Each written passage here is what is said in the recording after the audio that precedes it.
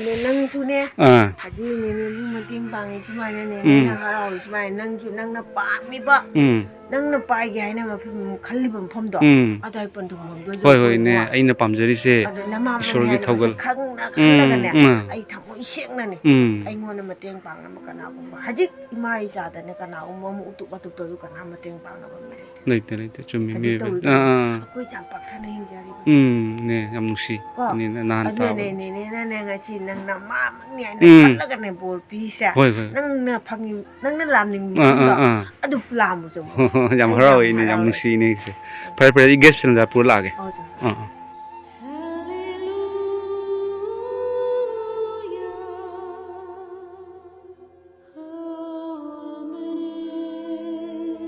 Praise the Lord. ꯑꯍꯥꯟꯕꯃꯛꯇꯗ ꯌꯦꯡꯕꯤꯔꯤꯕ ꯑꯃꯁꯨꯡ ꯇꯥꯕꯤꯔꯤꯕ ꯏꯆꯤꯜ ꯏꯅꯥꯎ ꯏꯆꯦ ꯏꯆꯜ ꯄꯥꯕꯨꯡꯁꯤꯡ ꯃꯌꯥꯝ ꯄꯨꯝꯅꯃꯛꯄꯨ ꯊꯃꯣꯏꯗꯒꯤ ꯅꯨꯡꯁꯤꯕ ꯑꯃꯁꯨꯡ ꯏꯀꯥꯏ ꯈꯨꯝꯅꯕ ꯎꯠꯆꯔꯤ. ꯀꯟꯕꯤꯕ ꯃꯄꯨꯅ ꯐꯠꯇꯕꯗꯒꯤ ꯃꯅꯨꯡ ꯃꯇꯝ ꯆꯥꯗꯅ ꯁꯤꯅꯥꯕ ꯊꯣꯛꯀꯗꯧꯕ ꯑꯅꯥ ꯑꯌꯦꯛꯇꯒꯤ ꯀꯟꯕꯤꯕ ꯑꯣꯏꯁꯅꯨ.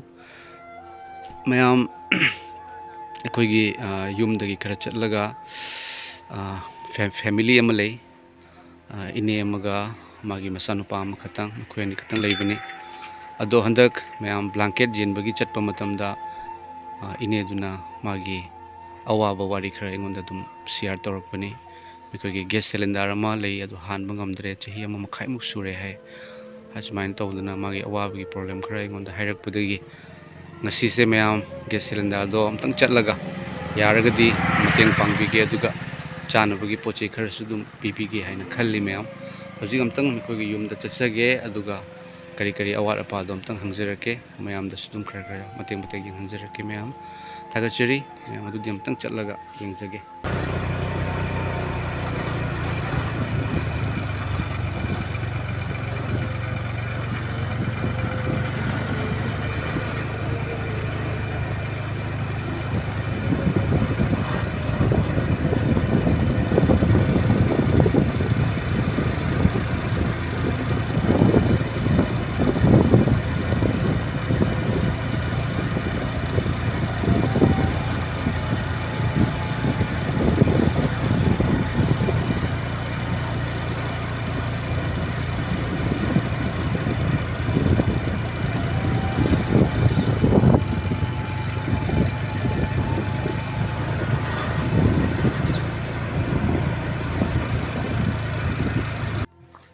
ꯁꯤꯒꯤ ꯌꯨꯝꯁꯤꯅꯤ.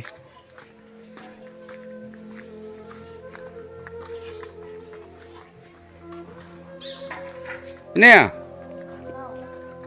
ꯏꯅꯦꯕꯨꯗ ꯀꯣꯏꯔꯛꯏꯅꯦ.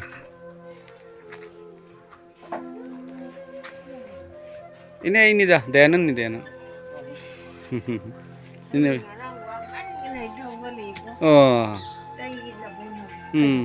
ꯏꯅꯦꯒ ꯑꯗꯨꯝ ꯋꯥꯔꯤ ꯈꯔ ꯁꯥꯟꯅꯒꯦ ꯑꯩꯅ. ꯀꯛꯈꯠꯂꯧꯔꯥ?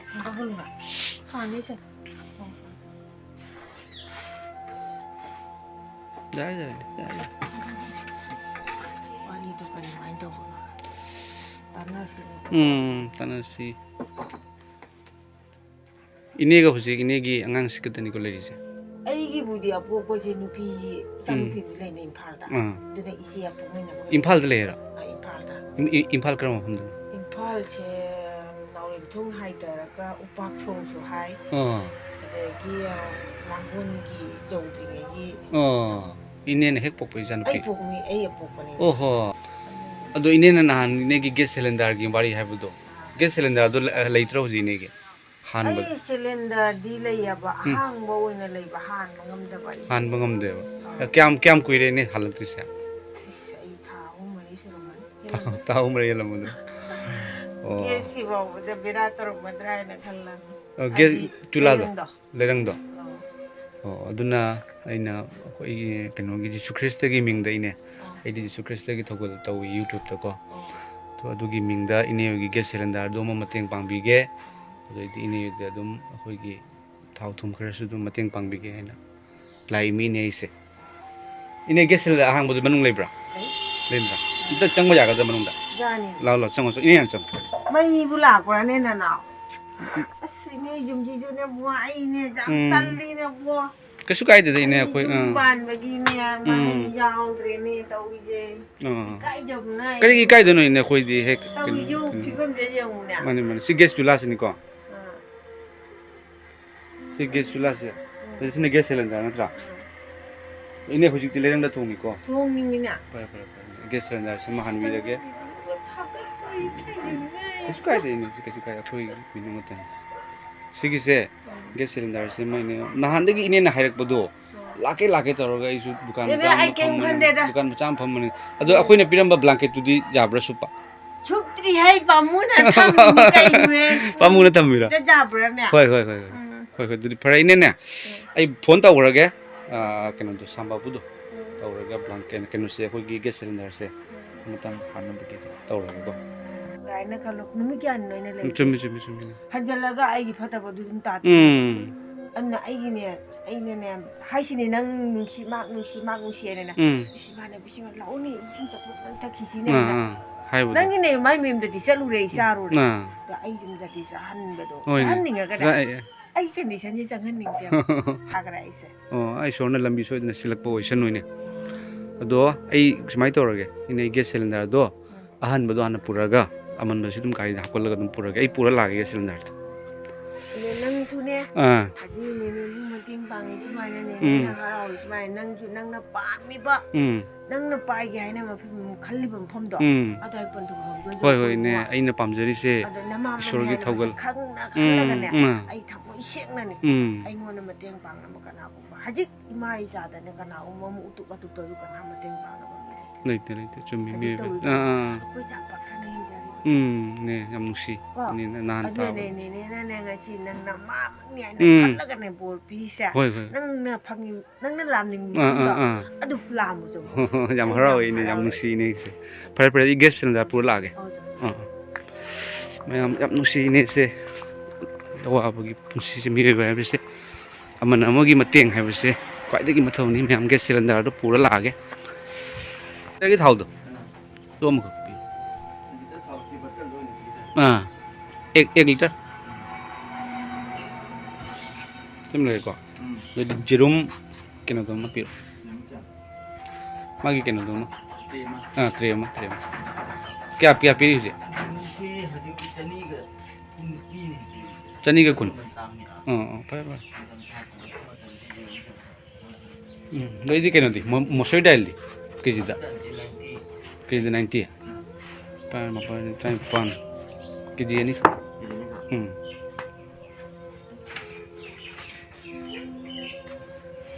दो केनो लेब्रा में अपर लेब्रा अपर लेगा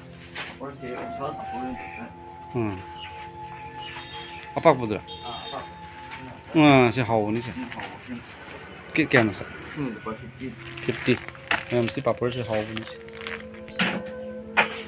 ni da pina begini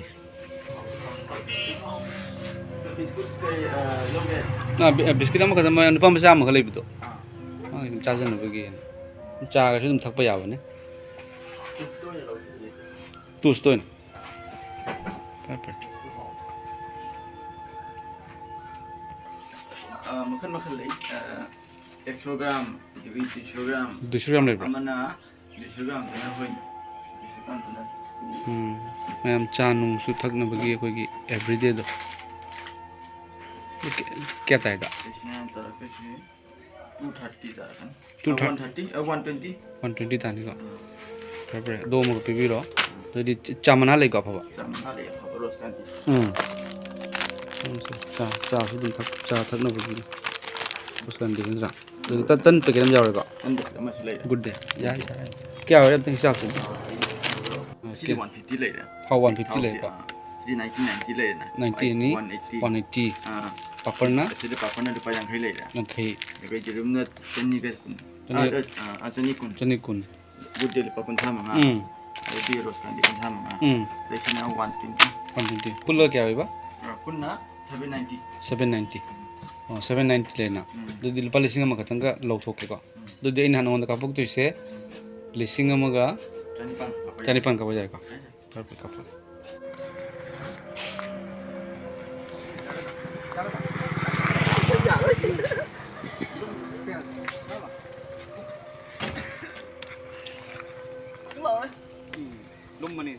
ꯆꯥꯎꯈꯠꯂꯦ ꯄꯥꯈꯪ ꯐꯥꯔꯦ ꯑꯩꯗꯤ ꯃꯥꯡꯗ ꯎꯅ ꯑꯗꯨꯝ ꯆꯥꯎꯈꯠꯂꯦ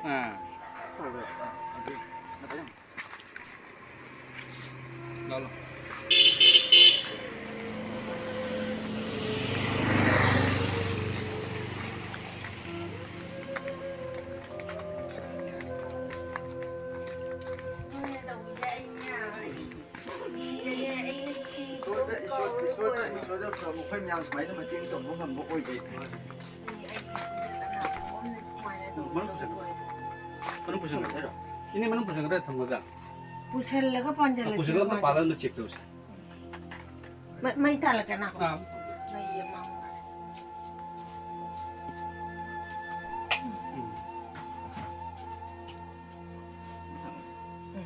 Kes tulas juga ini use kau tu. Doni ni ai ju ne phi ma kai ma kupsal laudre laurage na. Ani am tang short ke ai na hai am short ke am ta sa. Yo no nge TV jara tong na pan jar jan dai tau je.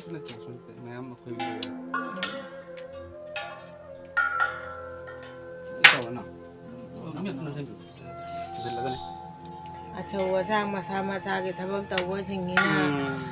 Mi ngone ki sa na wa long thong na wa in tau ngai le re. Tau ri ba pi bam se. Chang ba.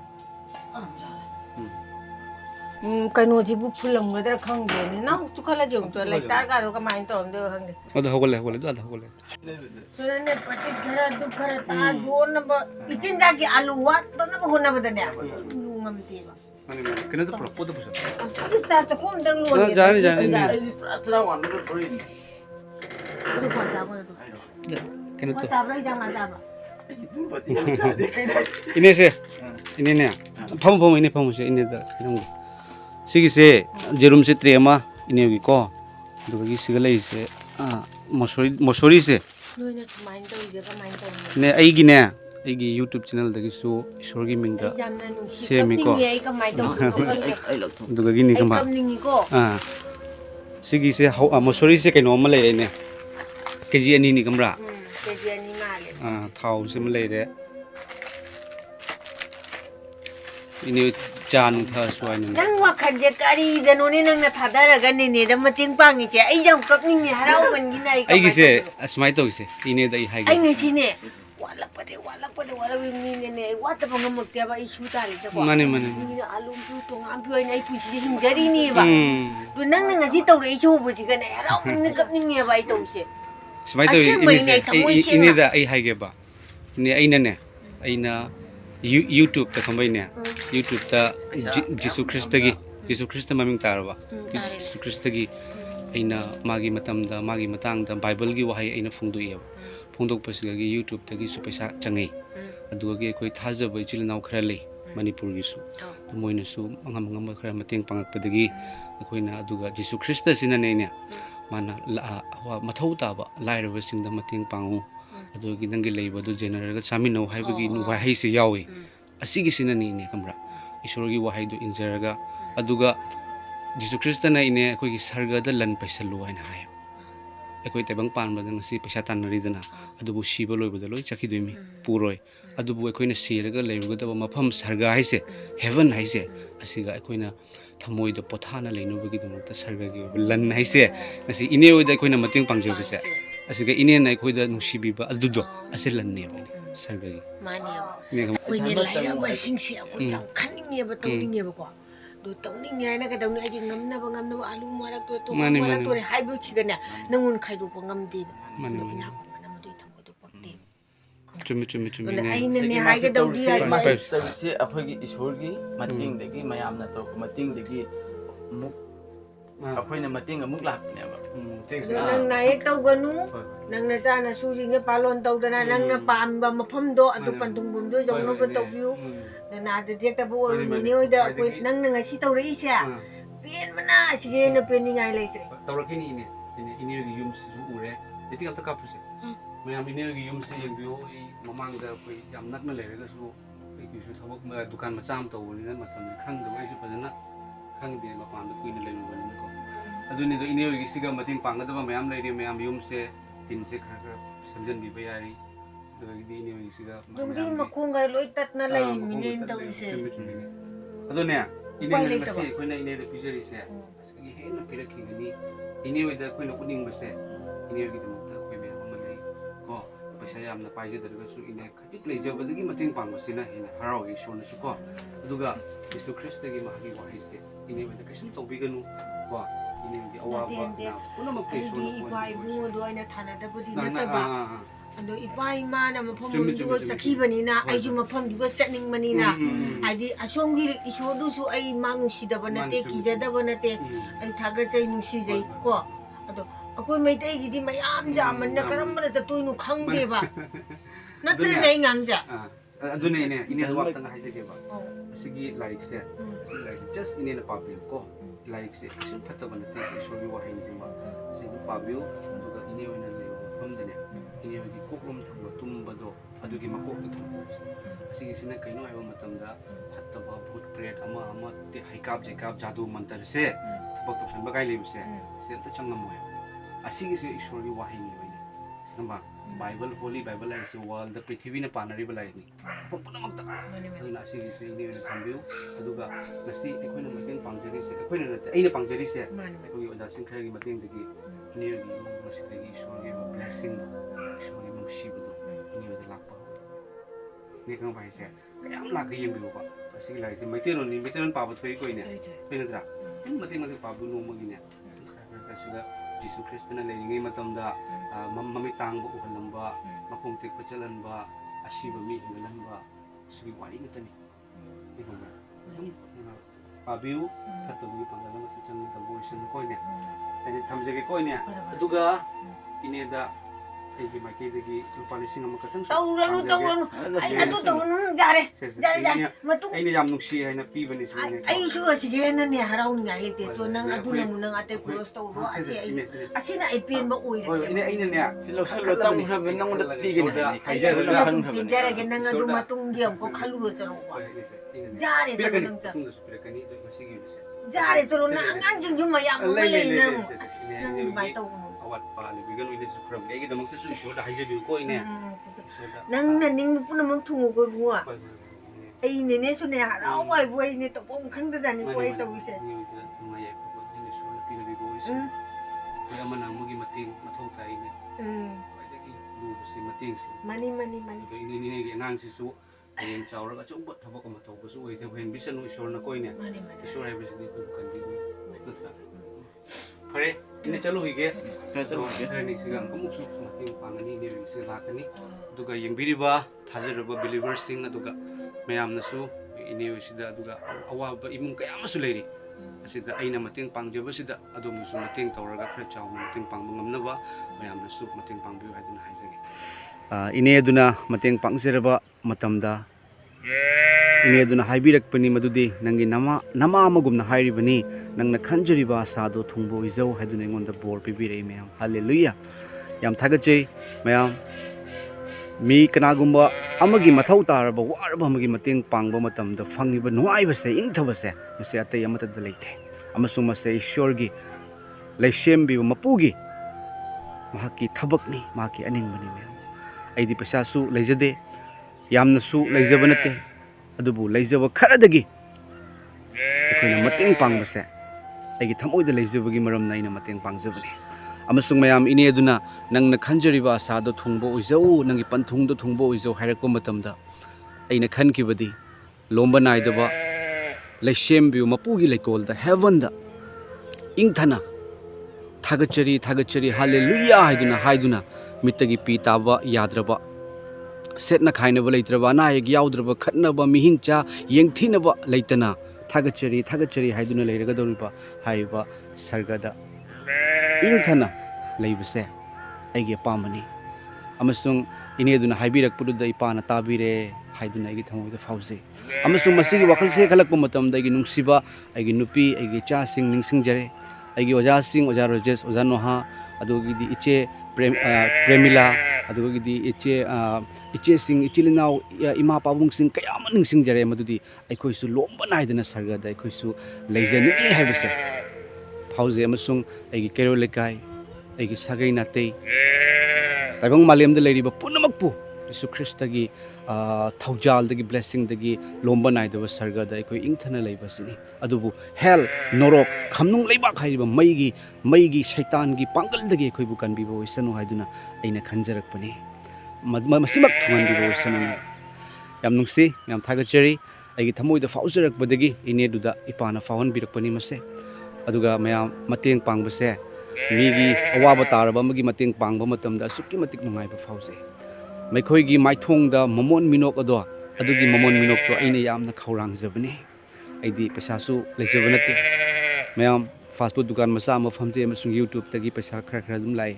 असिना ma'am लाइरबसिंगदा अवाब तारबसिंगदा मतेंग फंगबसे अदुगा ईश्वरना हाय अहानबदा नैखोइना ईश्वरगी निंगथौ लेबाक अमसुंग इबुंगो महक्की निंगथौ लेबाक धर्म चेनबदु थिउ अहानबदा नैखोइना ईश्वरगी निंगथौ लेबाक अमसुंग इबुंगो महक्की धर्म चेनबदु थिउ अदुगा pot पोमनमक नैखोइदा हापचिनबिगनी हाइदुना हाइबिबनी मरमदि तौजरिबा थौगलसे तराई तराइबा नते मरमदि सिगा शीरगा फुमगा हिंगटपा अमुक लेंबिरक्कदौरिबा मपुगी पांगलदगी तौजबनी अमसुंग हाइरिबा इनेदुगी युमदा मयाम मथौ ताबा कया अमसु लेहौई अदुगा युम्बी सिंगसु अमता याद्रे मखोंगदु याद्रे नोंचिंग चुरक्पा तौरक्पा मतमदा निंखाइखिबा याबा अदुगा मागी वाल फकलांग अदुसु यादे मवोंग कया मतेंग पांगनिंबा ngakतनी अदुबु अइंगोंदा लेजबा अदुगा ओजा अखोगी फेलोशिप तगी ओजा रोजेसना अखोइना मयामना खाइगतनबा पैसादगी लुपा लिसिंग अमा अदुगा ओजा रोजेसना लुपा 500 थाबिरकपनी अमसुंग अइना कैन तौरगा लुपा अइना अइगी पॉकेटतगी खरा पुथोक्सरगा मतेंग पांगजरमनी अदु मयाम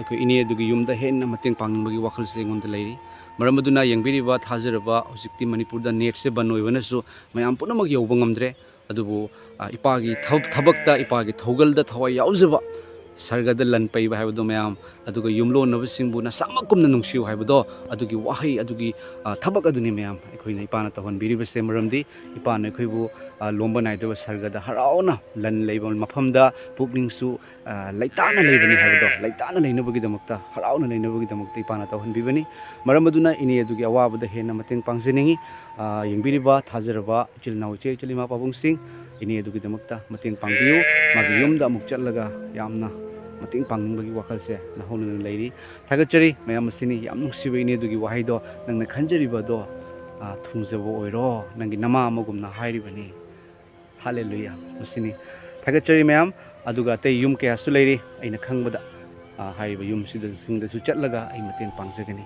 Jesu Christa ngamhanbigani amasung chilnau che chel singi support taubirakpagi taubibagi damak thagachari marumdi taujariba thaugalase Jesu Christa ipagini amasung ipana tawhanbibani kanagumba amagi makhada kanagumba amagi underda aingonda tawbunate pesa hidarakna tawbunate sidi aigi pangal amasung akhoi nungsiba khara khara aikoina khaigacharaga ipagi nungsibagi pangal aduni marumdi Jesu Christa gi nungsiba achumba tathokpagi mahuta fattabagi apamba Jesu Christa gi maming lauraga tawba misingse uba matamde shona su tawhanbiribani thagachari mayam aigi GP number sei makhada hapsaramge kanagumba singna mateng pangbiragadi Jesu Christa gi minglenda mateng pangbiro aduga hairiba family aduga atei dasu mateng pangbagi ai mayam da uhanjarake praise the lord ishorna tekta kaidana thambibo isunu mayam punamakpu aduga iramda manipur ingthaba lamdam haibado ingthaba lebak haibado mayam gi meeting phamoiba tamjiningai oiba lamdam haibado ohenbi oisanu amasung dharma kayam leiragasu aiko ishorgi achumba aduga dharma na takpibase achummani nungsibani dharma amana amada respect tauba dharma amaga ikai khumnaba aduga pumnamak aikoina chap manana leiduna amatta oiduna miyoibani aikoise aduna dharma na takpiriba ishorna takpiriba chumbado aiko mayam da uthokminase thagachari praise the lord mayam Hujik yengbiu maning sida tawribase mayam yengbiu maning sida uribase law ngaktani law singse loina mullabani mayam ko asida uribase akhoi gi lofam ni se akhoi gi lofam ni mayam asida gi chumna straight akhoi gi ni do khaw ba hugale mayam ko law se law mulle shorna haibi bado mayam thajaraba sing ishorgi thabak sugadaba mi dilli adubu thabak yam yame law punamak mulle law khawgadaba mi dilli aduga lawdi sum yamkhre maduna lawrok mapuda haijo law khawnabagi mi macha thabiraknabagi damakta praise the lord shona hen loina bigors thagachari me